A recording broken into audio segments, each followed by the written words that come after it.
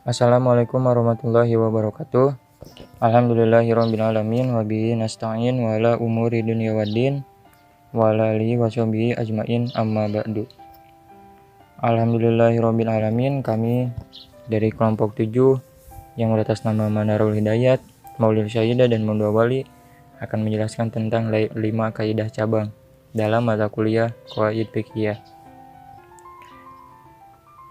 Nah, sebelum kita menjelaskan tentang 5 kaidah cabang itu, kita harus paham dulu pengertian dari kaidah fikih. Nah, jadi istilah kaidah-kaidah fikih adalah terjemahan dari bahasa Arab al-qawaid al-fiqhiyah.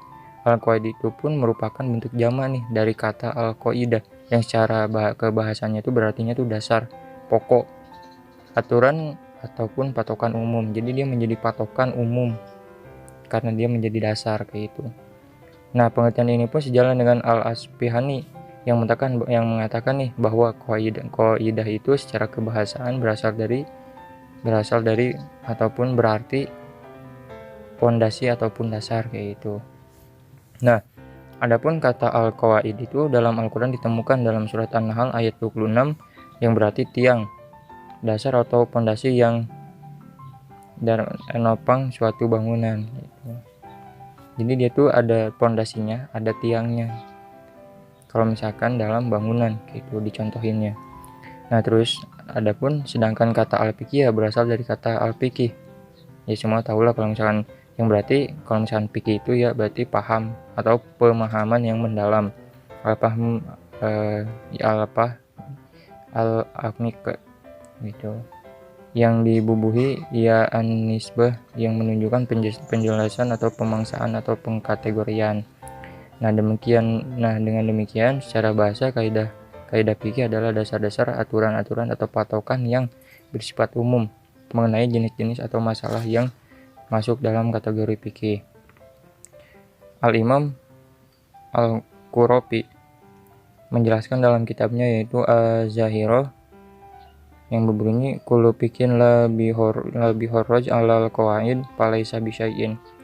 Jadi setiap fikih yang tidak dibangun atas kaidah-kaidah maka itu bukanlah fikih yang kuat kayak gitu. Jadi setiap ada kaidah-kaidah setiap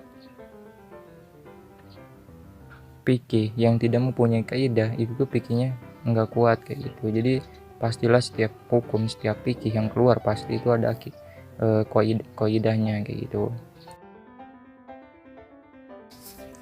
Nah, berlanjut ke kaidah pertama yaitu al-umuru bimaqasidiha. Segala sesuatu itu tergantung pada maksudnya atau niatnya. Nah, kaidah ini tuh sangat penting. Karena apa? Karena kaidah ini tuh dia akan mengetahui sejauh mana ia bisa memaksimalkan ibadahnya. Maksud dari kaidah ini tuh adalah segala perkataan maupun perbuatan semua tergantung dari niatnya, seperti sabda Nabi innamal a'malu binniyat. Segala sesuatu itu, segala pekerjaan itu harus ada niatnya. Kalau niatnya ibadah, jatuhnya ibadah. Kalau niatnya enggak ibadah kayak gitu. Apakah perkataan dan perbuatan tersebut berubah pahala atau tidak? Semua akan kembali pada niatnya dan tujuannya dia berkata dan berbuat. Nah, dengan niat akan terbedakan antara dua orang yang melakukan jenis ibadah yang sama tetapi pahalanya tuh berbeda. Jadi setiap orang tuh, misalkan ada dua orang nih yang mau ibadah. Yang pertama ibadah niatnya tuh karena Allah, yang satu lagi bukan karena Allah, ya beda. Itu akan menentukan di mana letak niat mereka gitu. Nah, dalil kaidah yang pertama tuh firman Allah Subhanahu wa taala Al-Mu'minun ayat 3, dan orang-orang yang beriman itu ialah orang-orang yang berpaling dari perkara-perkara dan perkataan-perkataan yang lagu. Adapun dalil kaidah yang pertama itu ada lagi Al-Hasyr ayat 7, apa-apa yang didatangkan oleh Rasul maka ambillah kesemuanya. Tuh. Contoh penerapannya kayak gini.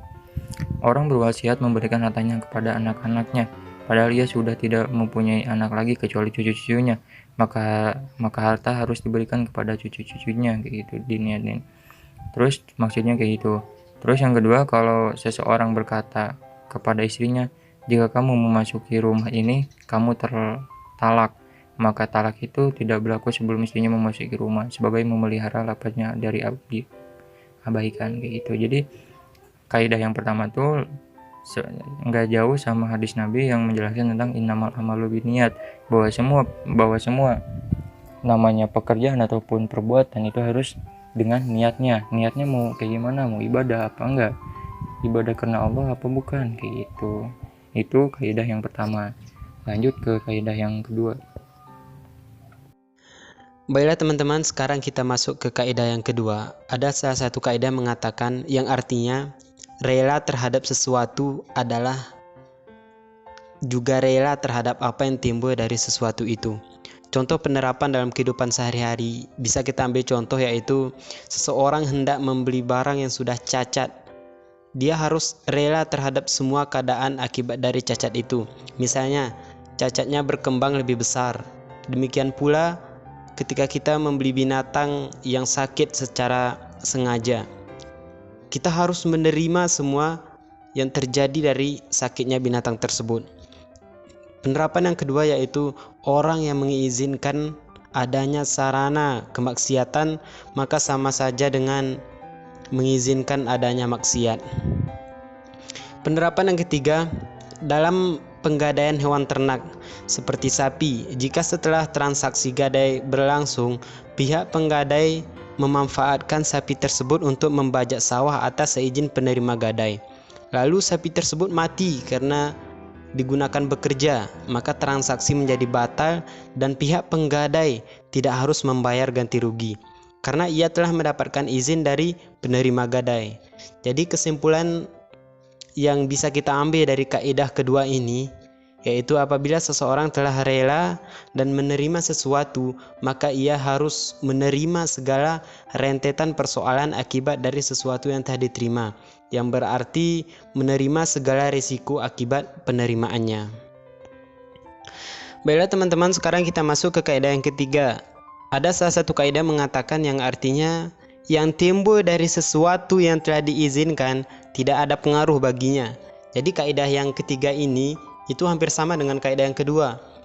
Contoh penerapannya dalam kehidupan kita sehari-hari bisa kita lihat, ada seseorang menyerahkan kendaraannya sebagai jaminan transaksi hutang piutang dan memberikan kesempatan untuk menggunakannya kepada orang yang menghutanginya, kemudian mengalami kerusakan, maka yang menghutangi tidak menanggung kerugian, sebab kerusakan itu berasal dari perbuatan yang semua diizinkan.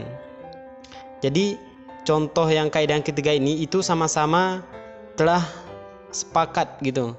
Jadi kesimpulan dari kaidah yang ketiga ini itu apabila seseorang telah rela dan menerima sesuatu, maka ia harus menerima segala rentetan persoalan akibat dari sesuatu yang telah diterima, yang berarti menerima segala resiko akibat penerimaannya gitu. Selanjutnya yaitu kaidah keempat yang bunyinya fardu itu lebih utama daripada sunnah. Dalil dari kaidah keempat ini terdapat dalam sabda Rasulullah SAW dalam salah satu hadis qudsi yang bunyinya, tidaklah ada cara yang paling aku sukai bagi hambaku yang mendekatkan diri kepadaku kecuali dengan melakukan apa yang telah aku fardukan kepadanya. Dan tidak henti-hentinya hambaku mendekatkan diri kepadaku dengan melaksanakan ibadah-ibadah sunnah sehingga aku mencintainya. Hadis riwayat Bukhari dan Muslim. Maksudnya itu Allah menyukai hambanya jika kita melakukan apa yang sudah diwajibkan bagi setiap umat muslim, dan Allah akan mencintai hambanya apabila kita juga melaksanakan ibadah-ibadah sunnah. Selanjutnya, itu ada sabda Rasulullah yang bunyinya, barang siapa mendekatkan diri atau ibadah kepada Allah dalam bulan Ramadan dengan salah satu perbuatan kebaikan atau ibadah sunnah, maka dia seperti menunaikan ibadah fardu di luar bulan Ramadan. Dan barang siapa suatu ibadah fardu di bulan Ramadan, maka dia seperti menunaikan 70 ibadah fardu di selain bulan Ramadan. Maksudnya itu, apabila umat muslim yang ingin beribadah kepada Allah dan dalam bulan Ramadan dia melakukan ibadah sunnah, maka di luar bulan Ramadan dia seperti menunaikan ibadah fardu atau ibadah fardu. Dan apabila dalam bulan Ramadan dia melakukan ibadah fardu, maka di luar bulan Ramadan dia seperti menerapkan 70 ibadah fardu. Untuk contoh penerapan kaidah keempat, yang pertama yaitu ada mendahulukan membayar zakat ketimbang berinfak atau bersedekah. Jadi maksudnya itu zakat itu kan hukumnya wajib untuk setiap muslim, sedangkan berinfak atau bersedekah itu hukumnya sunnah. Jadi kita laksanakan terlebih dahulu kewajiban kita, baru kita bisa melaksanakan ibadah sunnah. Lalu yang kedua ada mengutamakan sholat fardu ketimbang sholat tarawih atau sholat sunnah lainnya. Sholat fardu itu hukumnya juga wajib, sedangkan sholat tarawih atau sholat sunnah hukumnya sunnah. Jadi sama, kita harus dahulukan terlebih dahulu kewajiban kita, baru kita bisa melakukan ibadah-ibadah sunnah lainnya. Selanjutnya yaitu kaidah kelima yang bunyinya sesuatu yang sedang dijadikan objek perbuatan tertentu tidak boleh dijadikan objek perbuatan tertentu yang lain. Contoh penerapannya yaitu yang pertama, dalam akad gadai tidak boleh barang yang sudah dijadikan jaminan suatu hutang kemudian dijadikan jaminan hutang lainnya. Jadi misalkan gini, si A ingin meminjam uang atau berhutang dengan jaminan berupa emas di Pegadaian A.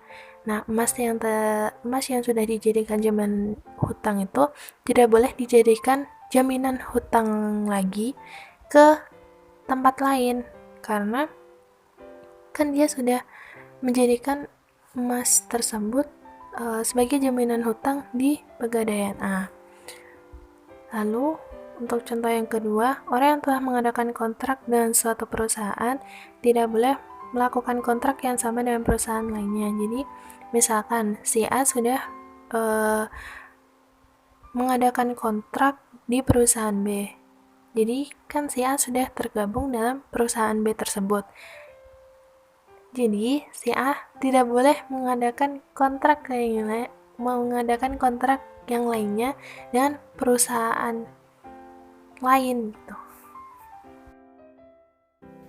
Ya mungkin hanya itu yang bisa kami sampaikan, mudah-mudahan bisa bermanfaat untuk kita semua. Sekian dari kami, wassalamualaikum warahmatullahi wabarakatuh.